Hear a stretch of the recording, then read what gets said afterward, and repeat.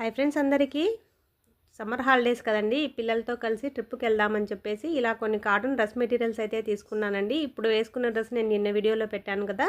So ఇదైతే ఇంకొక dress అనమాట. ఇంకా 2-3 డ్రెస్సులు అయితే ఉన్నాయి, స్టిచ్చింగ్ చేసుకున్నానండి.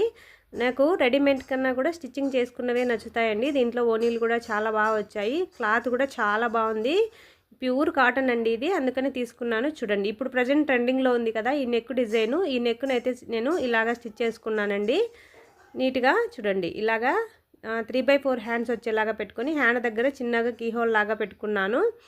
ప్యాంటు మామూలు పటియాలా ప్యాంటే పెట్టుకున్నానండి. చూడండి వేర్ చేసిన తర్వాత ఇలా పటియాలా లూజ్గా ప్యాంట్ పెట్టుకునేసి దుప్పటా అనేది ఇలా ఉందన్నమాట.